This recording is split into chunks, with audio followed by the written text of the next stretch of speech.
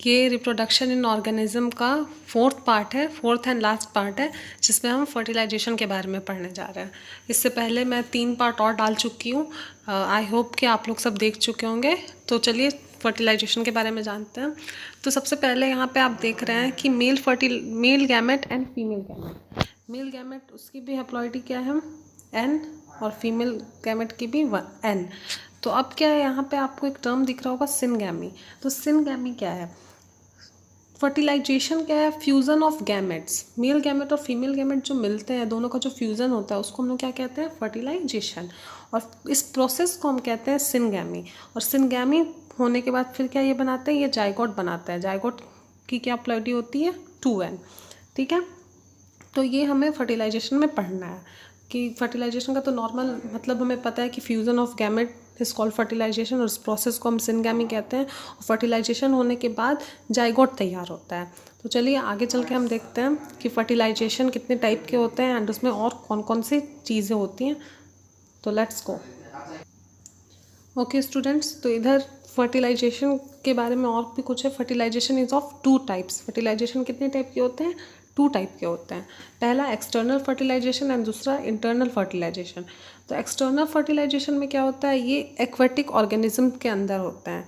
Aquatic organism जो पानी में रहते हैं, जो ऑर्गेनिज्म उसमें पाए जाते हैं, और एम्फीबियंस में पाए जाते हैं। तो इसमें क्या होता है? फर्टिलाइजेशन जो होता है वो बॉडी के बाहर होता है, outside their body, in the water. Water में फर्टिलाइजेशन होता है। तो ऐसा फर्टिलाइजेशन जो बॉडी के बाहर हो उसे हम क्या कहते हैं? External fertilisation. इसके एग्जांपल्स आपको याद रखने हैं कि मोस्ट एक्वेटिक ऑर्गेनिजम्स में होते हैं एंड एम्फीबियंस में होते हैं। फिर क्या है हमारा? Internal fertilisation. इंटरनल फर्टिलाइजेशन क्या होता है कि ये टेरेस्ट्रियल ऑर्गेनिज्म में होता है। ठीक है, और इसमें जो फर्टिलाइजेशन है वो अंदर होता है, बॉडी के अंदर टेक प्लेस करता है। ठीक है, इनसाइड फीमेल बॉडी। इसके प्रोसेस में क्या होता है कि जो मेल गैमेट होते हैं वो मोटाइल होते हैं। तो वो क्या करते हैं? वो फीमेल गैमेट के पास जाते हैं और वहाँ जाके वो फ्यूज़ करते हैं फीमेल गैमेट से, तो और ताकि आगे चल के जाइगोट बन सके। तो इस तरीके से ये प्रोसेस होता है। और मेल गैमेट जो होते हैं वो लार्ज नंबर में प्रोड्यूस होते हैं। लार्ज नंबर में इसलिए प्रोड्यूस होते हैं क्योंकि मेल गैमेट को फीमेल गैमेट तक जाने का सफ़र तय करना होता है। तो जब वो जाते हैं तो रास्ते में कई सारे ऐसे प्रॉब्लम्स आती हैं जिसकी वजह से या तो वो डिस्ट्रॉय हो जाते हैं या कई सारे गैमेट्स जो हैं वो पहुंच नहीं पाते हैं, इसलिए वो लार्ज नंबर में होते हैं। और फीमेल गैमेट मोटाइल नहीं है तो वो एक रहती है और मेल गैमेट उसके पास तक जाते हैं। तो उसमें कि लाखों की संख्या में मेल गैमेट होते हैं, लेकिन कोई इक्का दुक्का ही गैमेट वहाँ तक पहुँच पाता है। तो ये प्रोसेस होता है। तो ये क्या यहाँ पे होता है? ये फीमेल के बॉडी के अंदर में होता है, तो इसलिए इसको हम लोग क्या कहते हैं? Internal fertilization. तो ये डिफरेंस है हमारा external fertilization and internal fertilization में। अब नेक्स्ट क्या है? पार्थेनोजेनेसिस। पार्थेनोजेनेसिस क्या होता है? Development of new organism without fertilization. Fertilization के बिना जब न्यू ऑर्गेनिज्म का डेवलपमेंट होता है तो उसको हम लोग क्या कहते हैं? पार्थेनोजेनेसिस। इसमें क्या होता है कि यहाँ पे फ्यूज़न की ज़रूरत नहीं होती, यहाँ पे कुछ भी मतलब फर्टिलाइजेशन नहीं होता है। यहाँ पे जो फीमेल गैमेट होते हैं ना वो धीरे धीरे बड़ी होके और फिर न्यू ऑर्गेनिज्म बन जाते हैं। तो ये किस में होता है? रोटिफर्स में होता है, हनी बीज में होता है एंड सम लेजार्ड्स में होता है। तो ये टर्म आपको याद रखना है। तो अभी नेक्स्ट था हमारा, इससे पहले हमने प्री फर्टिलाइजेशन पढ़ा था जिसमें क्या था? गैमेट ट्रांसफ़र पढ़े थे एंड गैमेटोजेनेसिस पढ़ा था हमने कि गैमेट कैसे बनता है और फिर गैमेट के ट्रांसफ़र कैसे होते हैं। फिर हमने फर्टिलाइजेशन में क्या पढ़ा? Internal fertilization, external fertilization and parthenogenesis. तो सारे टर्म आपको अपने दिमाग में एकदम क्लियर करने हैं ताकि आपका कॉन्सेप्ट क्लियर होती जाए। तो आगे बढ़ते हैं। अब इधर है एक्सटर्नल फर्टिलाइजेशन और इंटरनल फर्टिलाइजेशन के बीच में डिफरेंस, कि इन दोनों के बीच में क्या क्या डिफरेंस होता है। तो सबसे पहला जो सिनगैमी होता है वो आउटसाइड द बॉडी होता है। एक्सटर्नल में कहाँ होता है? वो बॉडी के बाहर होता है, और वो लार्ज नंबर ऑफ गैमेट इसमें फॉर्म होते हैं। मेल एंड फीमेल दोनों ही गैमेट लार्ज नंबर में फॉर्म होते हैं क्योंकि यहाँ इसका मीडियम वाटर होता है, वाटर में ये फर्टिलाइजेशन होता है। तो इसमें क्या होता है कि जो मेल गैमेट होते हैं एंड फीमेल गैमेट होते हैं वो इतने लार्ज नंबर में होते हैं ताकि अगर कुछ डिस्ट्रॉय भी हो जाए तो फ़र्क ना पड़े, फर्टिलाइजेशन हो जाए। तो फर्टिलाइजेशन प्रोसेस कंप्लीट कराने के लिए इनकी जो नंबर्स होते हैं वो बहुत लार्ज होते हैं, ठीक है, ये बहुत ज़्यादा मात्रा में अपने गैमेट को छोड़ते हैं। फिर एग्जाम्पल क्या है इसका, बॉनी फिशेज एंड एम्फीबियंस। और इंटरनल फर्टिलाइजेशन में क्या है, ये इनसाइड द बॉडी होते हैं, बॉडी के अंदर होते हैं, और ओवा जो होता है वो लेस नंबर होता है, and male gamete are in large number. तो मैंने इसका रीज़न बताया था कि ऐसा क्यों होता है, क्योंकि जो फीमेल गैमेट होता है वो मोटाइल नहीं होता है, तो वो अपनी जगह पे ही रहता है, और मेल गैमेट को उस तक पहुंचना होता है, तो इसीलिए मेल गैमेट लार्ज नंबर में होते हैं, क्योंकि जाते वक्त रास्ते में कई सारे डिस्ट्रॉय हो जाते हैं, कई सारे उस तक नहीं पहुंच पाते हैं, तो इसीलिए मेल गैमेट लार्ज नंबर में होता है ताकि फर्टिलाइजेशन प्रोसेस हो सके। तो एग्जाम्पल्स आपको दोनों को याद रखने हैं, एग्जाम्पल्स ही मेन होता है जो आपको एग्जाम्स में पूछते हैं। तो एक्सटर्नल फर्टिलाइजेशन के एग्जाम्पल्स हो गए bony fishes, amphibians, and internal fertilisation के एग्जाम्पल्स हो गए मैमल्स, बर्ड्स एंड अर्थवॉर्म। तो अब आगे देखते हैं। अब यहाँ क्या है students, in many terrestrial organism belonging to fungi, higher animals such as reptile, bird, mammal and in a majority of plants. Plants में कौन कौन से प्लांट्स में, bryophyte, pteridophyte, gymnosperm and angiosperm. इन सब में जो होता है, जो सिंगेमी होता है वो कहाँ पे होता है, इनसाइड द बॉडी, ठीक है, augurs inside the body of organism, organism के बॉडी के अंदर होता है। तो इस प्रोसेस को हम क्या कहते हैं, इंटरनल फर्टिलाइजेशन कहते हैं। तो इसके भी एग्जांपल्स आपको याद रखना है कि किस में फंजाई में, हायर एनिमल्स में, जिसमें कि क्या क्या आते हैं, रेप्टाइल्स आते हैं, बर्ड्स आते हैं, मैमल्स आते हैं, एंड प्लांट्स में bryophyte, pteridophyte, gymnosperm and angiosperm, इन चारों में होता है। अब यहाँ क्या है, in all this organisms egg is formed inside the female body where they fuse with the male gamete. तो इन सब ऑर्गेनिज्म में क्या होता है, जो एग होता है वो फीमेल बॉडी के अंदर फॉर्म्ड होता है, फीमेल बॉडी के अंदर बनता है, एंड मेल गैमेट जाके वहाँ पे उससे फ्यूज़ करता है। इन organisms exhibiting internal fertilization, the male gamete is motile and has to reach the egg in order to fuse with it. क्या होता है कि वही सेम बातें हैं जो मैं बार बार रिपीट कर रही हूँ, तो ये तो नॉर्मल बातें आपको याद हो गई होंगी अभी तक, तो कि इसमें होता है कि मेल गैमेट मोटाइल होता है और वो एग तक पहुँचता है, ठीक है, ताकि वो उससे फ्यूज़ कर सके। In this even though the number of sperm produce is very large, इसमें स्पर्म जो होता है वो बहुत ज़्यादा मात्रा में होता है। There is a significant reduction in the number of egg produce, पर जो नंबर ऑफ एग होते हैं वो कम होते हैं। इन सीड प्लांट्स में क्या होता है, the non motile male gamete, इसमें जो मेल गैमेट होते हैं वो क्या होते हैं, नॉन मोटाइल होते हैं।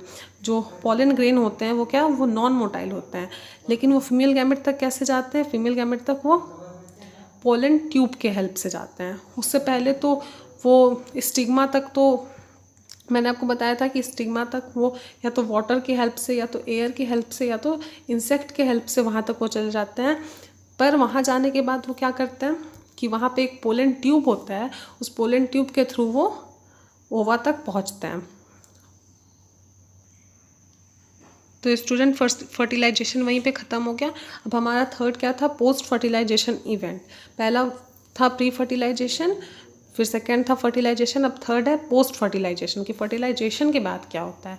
Events taking place after fertilisation are called post fertilisation event. ये तो हम सबको पता ही है कि जो फर्टिलाइजेशन के बाद जो इवेंट होता है उसे हम पोस्ट फर्टिलाइजेशन इवेंट्स कहते हैं।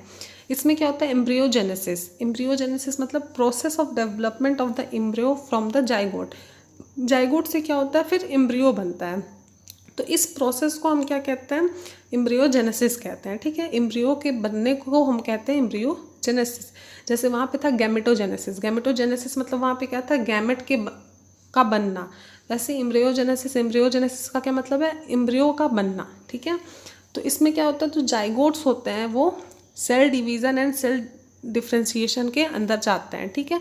उसमें क्या होता है, जाइगोट में सेल डिवीज़न होता है और सेल जो है वो डिफ्रेंशिएट करता है, जिसकी वजह से वो फिर एम्ब्रियो बन जाते हैं। तो सेल डिवीज़न क्या काम करता है, सेल डिवीज़न जो क्या करता है वो इंक्रीज़ करता है नंबर ऑफ सेल। अब जब धीरे धीरे बॉडी बड़ी होती जाएगी तो उसके अंदर सेल ज़्यादा बनते हैं, तो वो सेल डिवीज़न क्या करता है, वो नंबर्स ऑफ सेल को इंक्रीज़ करता है एम्ब्रियो के अंदर।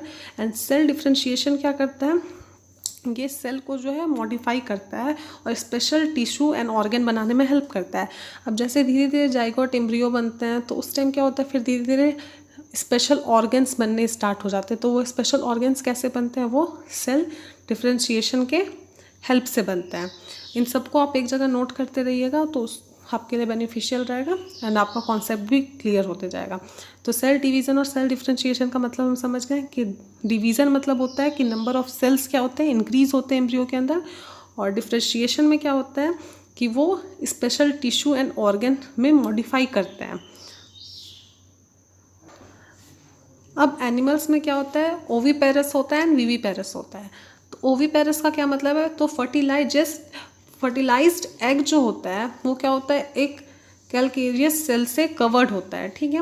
जो ओविपेरस में क्या होता है, ओ से आपको याद रखना है कि ठीक है कि जो एग देते हैं, ठीक है, जो आउटसाइड होता है एक्सटर्नल फर्टिलाइजेशन के टाइम में क्या होता है कि जो जाइगोट बनते हैं वो बाहर होते हैं, ठीक है, वो इन्वायरमेंट में होते हैं, वो बॉडी के अंदर नहीं होते हैं।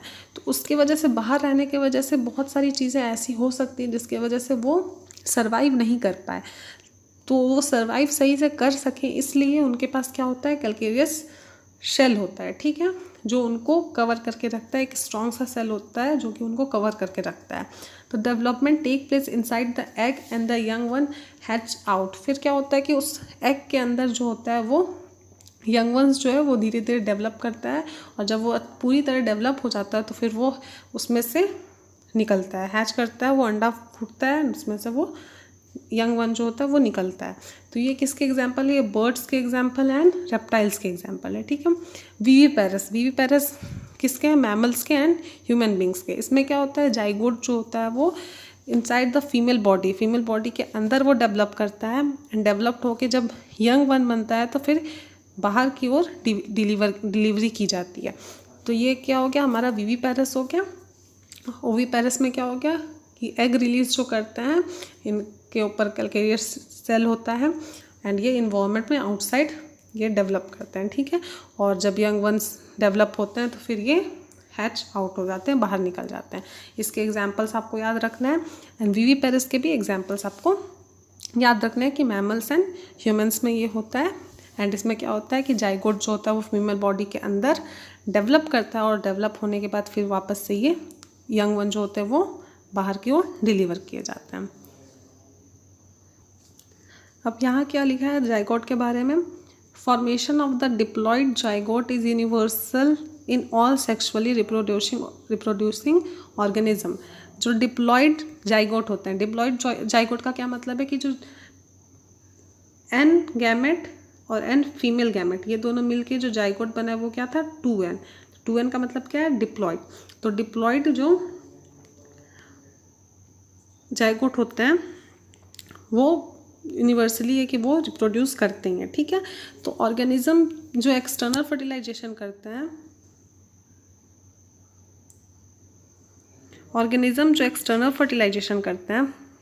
वो क्या करते हैं, उसमें जो जाइगोट होता है वो यूजुअली वाटर में ही रिलीज होता है, ठीक है, फॉर्म होता है। पर इंटरनल फर्टिलाइजेशन में जाइगोट जो होता है वो बॉडी के अंदर में होता है, ये हम लोग सब जानते हैं। फिर further development of zygote depend on the type of life cycle. अब टाइप ऑफ लाइफ साइकिल क्या है उस पर डिपेंड करता है कि जाइगोट कैसे डेवलप कर रहा है। तो organism has and the environment it is expose to. In organism belonging to fungi and algae zygote develop a thick wall that is resistant to desiccation and damage.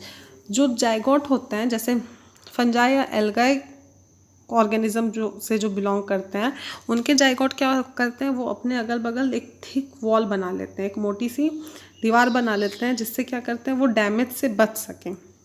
It undergo a period of rest before germination. जब तक वो germinate नहीं कर रहा, जब तक वो develop नहीं अच्छी तरीके से कर रहा है, तब तक वो उसके अंदर ही रहते हैं। इन organism with haplontic life cycle. तो यहाँ पे एक टर्म है haplontic life cycle and diplontic life cycle. तो इसमें क्या होता है, तो ये मैं पहले आपको अच्छे से बता देती हूँ कि हैप्लॉन्टिक लाइफ साइकिल क्या है एंड डिप्लॉन्टिक लाइफ साइकिल क्या है। तो फ्रेंड्स, हैप्लॉन्टिक लाइफ साइकिल क्या होता है, हैप्लॉन्टिक लाइफ साइकिल में ये हैप्लॉइड ऑर्गेनिज्म है, हैप्लॉइड पैरेंटल गैमेट है ये। तो ये क्या करते हैं, माइटोसिस में हम लोग सब जानते हैं कि माइटोसिस में क्या होता है, इक्वेशनल डिवीज़न होता है। तो पहले ये हैप्लॉन्टिक ऑर्गेनिज्म है, हैप्लॉइड ऑर्गेनिज्म है। तो हैप्लॉइड ऑर्गेनिज्म है, तो इसमें क्या होगा, माइटोसिस होगा, और माइटोसिस होने के बाद ये क्या करेंगे, ये एन गैमेट बना देंगे। अब ये एन गैमेट बना दिए, एन गैमेट बनने के बाद फिर ये तो एक एन गैमेट है। अब दूसरा, अगर ये मेल है, मेल गैमेट है तो दूसरा फीमेल गैमेट होगा, या अगर ये फीमेल गैमेट है तो दूसरा मेल गैमेट आएगा, और दोनों एन मिलके दोनों जाइगोट बना देंगे। तो जाइगोट जो बनेगा वो वापस से क्या बनेगा, वो 2n बन जाएगा। 2n जाइगोट बनने के बाद अब 2n से हमें वापस से n कंडीशन में जाना है। तो 2n से n कंडीशन में जाने के लिए हम क्या करेंगे, मियोसिस करेंगे, हम मियोसिस करेंगे, क्योंकि मियोसिस हमें पता है कि मियोसिस क्या होता है, रिडक्शनल डिवीज़न होता है। तो यहाँ पे ये वापस से 2n से n कंडीशन में जा रहा है, तो यहाँ मियोसिस हो रही है, और यहाँ पे क्या हो रहा है, माइटोसिस हो रहा है, इसलिए ये n से n में जा रहा है। तो यही होता है। तो यहाँ पे आप देखो कि n 2 बार है, ठीक है। यहाँ पे ज़्यादातर किस कंडीशन में है, हैप्लॉइड कंडीशन में। तो ये हमारा क्या है, haplontic life cycle. Haplontic life cycle फिर से मैं एक बार बता देती हूँ कि जैसे n, अगर ये n जो है ये हैप्लॉइड ऑर्गेनिज्म है। अगर हैप्लॉइड ऑर्गेनिज्म में हमें गैमेट फॉर्म करना है, अगर गैमेट फॉर्म करना है तो उसमें हम क्या करेंगे, माइटोसिस करेंगे। माइटोसिस क्यों करेंगे, क्योंकि n से n करने के लिए हमें इक्वेशनल डिवीज़न का यूज़ करना है। इक्वेशनल डिवीज़न किसमें, माइटोसिस में होता है। तो हम माइटोसिस करके यहाँ पे n गैमेट बना देंगे। फिर ये n गैमेट दूसरे n गैमेट से फ्यूज़ करेगा, तो ये क्या बनाएगा, 2n बनाएगा, 2n जाइगोट बनाएगा। फिर वापस से जो ये जाइगोट 2n है, इसको वापस से जब n कंडीशन में आना होगा, तो n कंडीशन में आने के लिए ये क्या करेगा, रिडक्शनल डिवीज़न करेगा, मतलब मियोसिस करेगा। तो ये हमारा है हैप्लॉन्टिक लाइफ साइकिल। अब डिप्लॉन्टिक लाइफ साइकिल के लिए हम देखते हैं, देखिए ये 2n क्या है, ये हमारा डिप्लॉयड ऑर्गेनिज्म है, ठीक है। अब इससे हमें गैमेट बनाना है, तो डिप्लॉयड से 2n से n गैमेट बनाने के लिए हम किसका यूज़ करेंगे, मियोसिस का यूज़ करेंगे। मियोसिस का यूज़ करेंगे क्योंकि मियोसिस जो होता है वो रिडक्शनल डिवीज़न होता है, वो रिड्यूस कर देता है। तो ये 2n से n हो गया। अब ये एक गैमेट है, अब इससे दूसरा गैमेट आएगा और दोनों फ्यूज़ होके 2n जाइगोट बना देंगे। अब 2n से 2n फेज़ में ही हमें रहना है, 2n से 2n फेज़ में ही हमें रहना है। तो जिसके लिए हम क्या करेंगे, माइटोसिस करेंगे। माइटोसिस क्यों करेंगे, क्योंकि ये इक्वेशनल डिवीज़न है। तो यहाँ पे क्या हो गया, अब 2n दो जगह सबसे ज़्यादा कौन सी प्लॉइडी है, यहाँ पे 2n की प्लॉइडी है। तो ये हमारा हो गया डिप्लॉन्टिक लाइफ साइकिल। तो हैप्लॉन्टिक लाइफ साइकिल क्या थी, हम हैप्लॉइड ऑर्गेनिज्म से स्टार्ट कर रहे थे, पहले हम माइटोसिस कर रहे थे, फिर हम मियोसिस कर रहे थे, एंड वापस से हम n में आ रहे थे। तो वो थी हमारी haplontic life cycle. Diplontic life cycle में क्या है, डिप्लॉयड ऑर्गेनिज्म से हम स्टार्ट कर रहे हैं, जिसमें हम पहले मियोसिस करके गैमेट बना रहे हैं, एंड देन वापस से 2n जाइगोट बन रहा है, और 2n जाइगोट के बाद वापस माइटोसिस करके हम 2n कंडीशन ला रहे हैं। तो ये हमारा हो गया डिप्लॉन्टिक लाइफ साइकिल। तो स्टूडेंट्स क्लियर हो गया। तो यही हमारा haplontic life cycle and diplontic life cycle. तो चलिए आगे बढ़ते हैं। तो पोस्ट फर्टिलाइजेशन इवेंट में हमने क्या पढ़ा, पहले हमने ये पढ़ा कि इसमें क्या होता है, हम एम्ब्रियोजेनेसिस करते हैं, मतलब कि एम्ब्रियो फॉर्म होता है। तो एम्ब्रियोजेनेसिस कैसे होता है ये हम पहले जानेंगे। फिर हमने ये भी जाना कि सेल डिवीज़न होता है एंड सेल डिफ्रेंशिएट करता है। सेल डिवीज़न क्या होता है, वो क्या करता है, नंबर ऑफ सेल इंक्रीज़ करता है, एंड सेल डिफ्रेंशिएशन किस चीज़ में हेल्प करता है, वो जो होता है वो न्यू स्पेशल टिश्यू और ऑर्गन्स बनाने में हेल्प करता है। फिर उसके बाद हमने पढ़ा ओविपेरस एंड विविपेरस। ओविपेरस क्या है, विविपेरस क्या है। अब आगे हम जानेंगे एम्ब्रियोजेनेसिस कि एम्ब्रियोजेनेसिस में क्या है। Embryogenesis refer to the process of development of embryo from the zygote. तो यही चीज़ है कि जो जाइगोट बनाते हैं, जाइगोट से एम्ब्रियो बनने का जो प्रोसेस है उसे हम एम्ब्रियोजेनेसिस कहते हैं। फिर वापस से यही चीज़ है, उसके नोट्स मैंने पहले आपको दे दी थी। ये NCERT का एक पार्ट है जो मैं आपको दिखा रही हूँ। तो इसमें zygote undergo cell division, mitosis and cell differentiation.